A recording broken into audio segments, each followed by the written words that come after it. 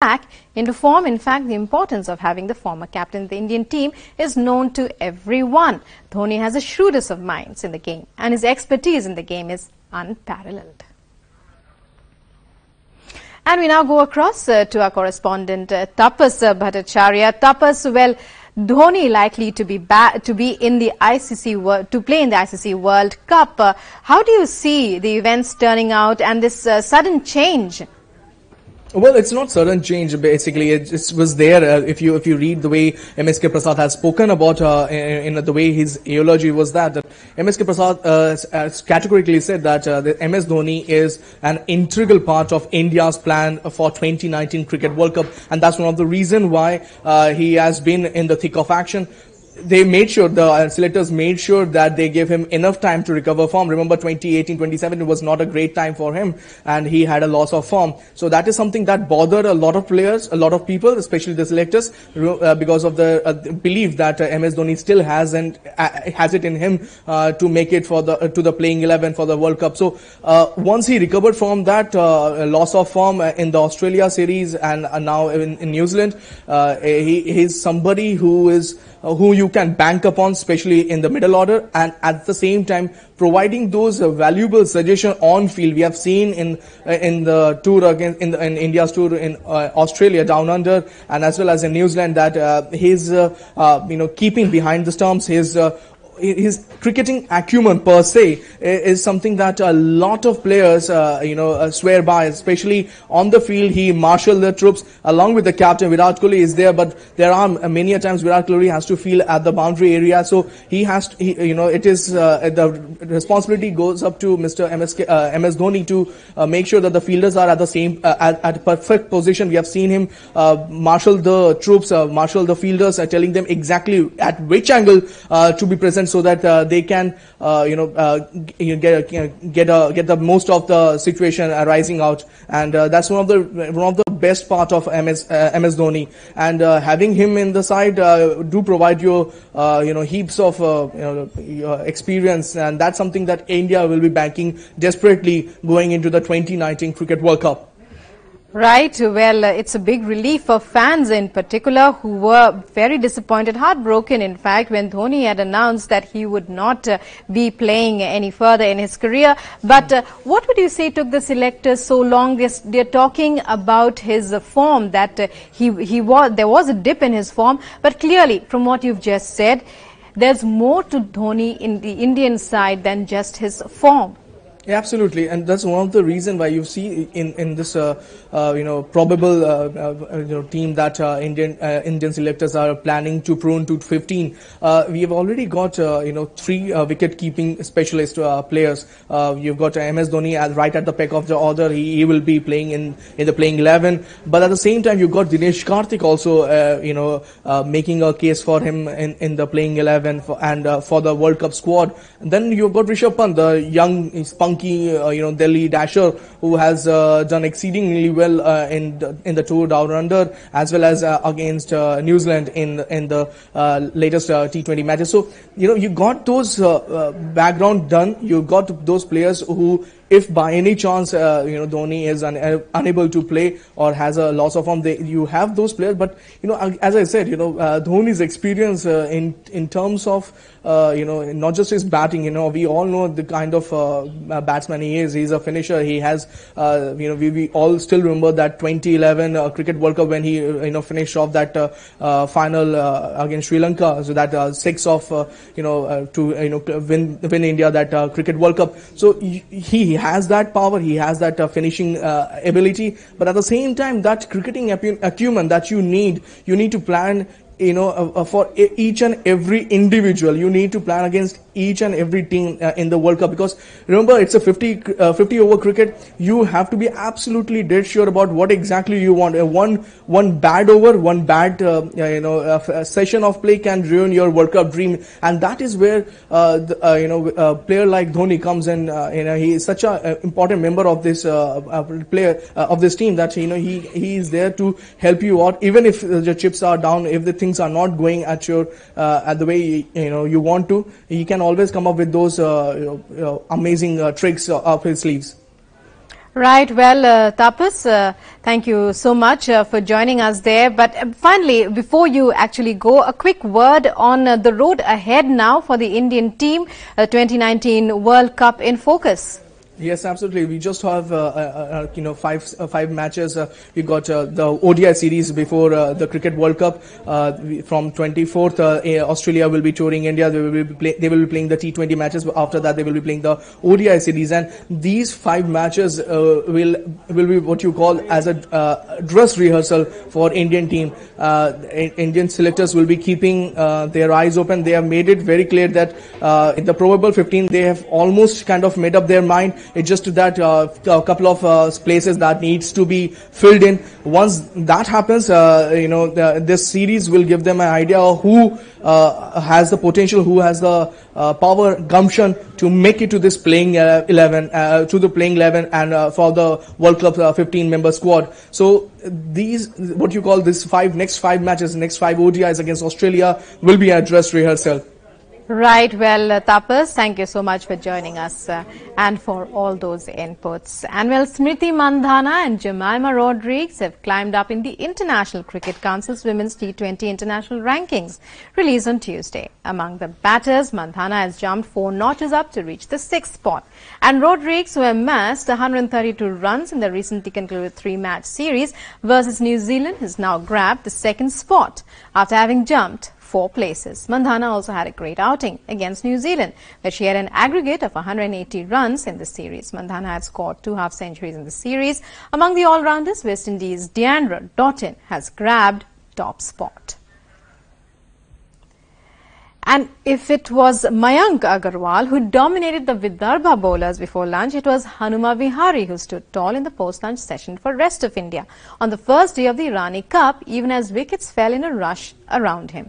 After Agarwal was dismissed for 93, soon after lunch, Vihari took command of the proceedings in Nagpur, scoring at a fast clip to finish the session on 79 not out, taking rest of India to 330 at the end of day 1. Vidarbha put up a massive fight back in the second session, taking 4 wickets, including that of the dangerous Agarwal. Each of Vidarbha's 5 bowlers have had a wicket after 2 sessions. Early in the day, Gurbani's in-swinger had bowled opener Anmol Preet Singh in the 9th over, after which Agarwal and Vihari added 135 for the 2nd wicket. And in women's football, Nepal defeated India by 2-1 in the Gold Cup tournament at Kalinga Stadium in Bhubaneswar this evening. Hosts were trailing 0-2 at half-time. India's only goal was scored in the 82nd minute by Ratanbala Devi. Nepal's Sabitra Bhandari scored both the goals in the 5th and 7th minute. Earlier, India defeated Iran in the opening match. India next play Myanmar, and Nepal face Iran on Wednesday.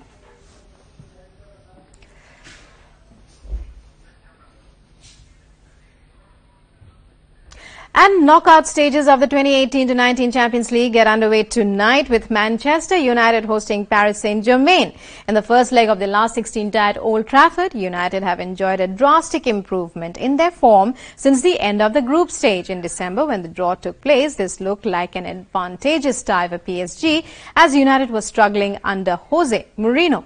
A lot has changed since the draw. The Red Devils fired Mourinho and have gone undefeated since the arrival of Ole Gunnar Solskjaer. They look like a true threat to eliminate the French club in the round of 16, especially due to some big injuries. Paris Saint-Germain boss Thomas Tuchel has confirmed Edinson Cavani will not face Manchester United due to a hip injury. Fellow forward Neymar is already ruled out of Tuesday's first leg and the return game on 6 March through injury. The Champions League remains a holy grail for PSG, whose vast expenditure and star-studded lineups are yet to deliver the owner's most coveted prize. The French club have seen their hopes ended at this stage in both of the past 2 seasons, incredibly throwing away a 4-0 first-leg lead against Barcelona in 2017 before going down 5-2 on aggregate at the hands of Real Madrid last season.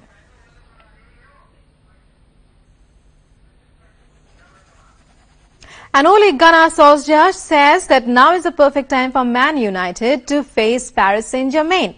In their Champions League round of 16 clash, Solskjaer took over as caretaker manager following the sacking of Jose Mourinho in December, and United have secured 10 wins in 11 games under his charge, their latest victory a 3-0 win at Fulham on Saturday. Given us the best possible opportunity on the way we've gone into this game now, because we're confident. We've found out I found out what team we have. We're looking like a team. The playing style that Anthony was talking about, that we're agreeing on how we should approach games. So if there was ever a chance or any time to go into big games like this, it's now. So we're looking forward to this. It's both the supporters and the players that have been looking forward to some of these nights, because they are special. Always been special. I think maybe my last one was when we beat Rome 7-1. That's probably the one night I played in. That one came on. Typical Old Trafford night where we lost 2-1 away from home, and the manager was so happy. He said, "We'll be all right. We'll win at home." He was so confident in our abilities. So I just want my players to go into this game confident and embrace the game. Paris Saint-Germain coach Thomas Tuchel has confirmed that the club's record scorer Edinson Cavani will miss tonight's Champions League match away to Manchester United. PSG are already without Neymar, who was ruled out with a foot injury, leaving the French side with only Kylian Mbappe as a world-class striking option. Fullback Thomas Meunier has also been ruled out. You cannot replace quality player like this. Neymar is a key player, one of the key players in Europe, and we cannot replace, and of course we miss him a lot. Now we miss a key player with Edinson Cavani. A second key player with Eddie. We have our identity as a team, of course, and it is not easy to change one's identity. Obviously, if you're missing a couple of key players and key attackers, that's obvious and clear to everyone, including me, but you don't change your identity for that reason. I don't know if it's the right time to change our identity. You know, we have a tradition. We play offensive football, attacking football. We are PSG. That's how we are used to be playing, as it were, to create opportunities, to create chances, and it is in our DNA. We expect Manchester United to play like they played the last games, so they will attack. That's clear, but we cannot forget that we also have a second leg in Paris, so it's not all in or nothing tomorrow. And joining us now is our sports correspondent Tapas Bhattacharya once again. Well, big game tonight, Tapas, but with Neymar gone, PSG clearly on the back foot, but great going for Man United. What can fans expect? You say this match, this clash of titans, if I may use the term, you will find that PSG is still an overwhelming favorite going into this tie against Manchester United. Even though they do not have Edinson Cavani and Neymar in their squad, they do have a plethora of superstars in their playing 11, and that's something that Man U will be quite wary of. Even though Man U has just came back from a amazing spell of gameplay in the last 11 matches, they have won 10 ties and draw 1. So they are on a high under Ole Gunnar Solskjaer, astute coaching. The way Solskjaer was even speaking, you see him very relaxed and calm as compared to his previous 3 predecessors. After Sir Alex Ferguson stepped down, you got 3 coaches who came after him. The first was David Moyes, then it was Louis van Gaal, and after that it was the chosen one, Jose Mourinho. So all these 3 coaches have shown that they are always on the edge all the time while facing the media. On the Ole Gunnar Solskjaer, on the other hand, looked very calm, very composed, spoke about the way that United need to establish their supremacy on the counter offensive, also at the offensive position, and that's something that a lot of United fans are happy about. They finally see the true Man U, the true Red Devils coming into the fore, especially in the Premier League right now. If you take a look at the EPL, the points table, they are actually in the 4th place. And who would have thought before the session started that they will be forced to reckon with? They will be, in fact, in the top 5, let alone be in the top 4. So that's something that that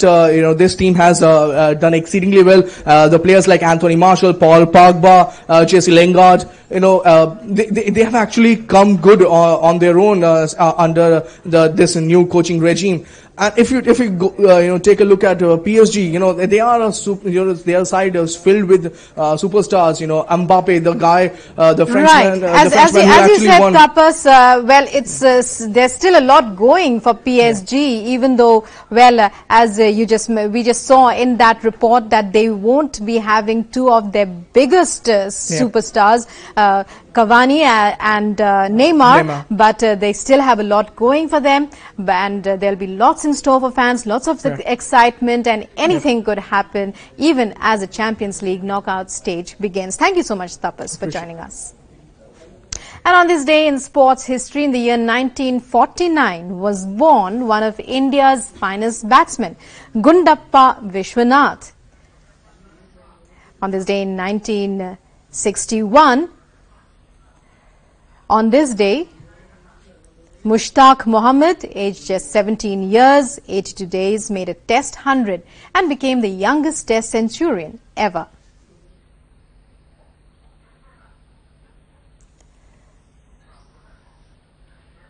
In 1964, on this day, the end of Richie Benaud's radiant 63 Test career in Sydney.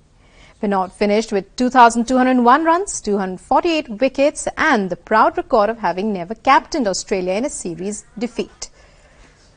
And that's it in this edition of Sports News. Until we meet again, goodbye. Thanks for watching. Namaskar.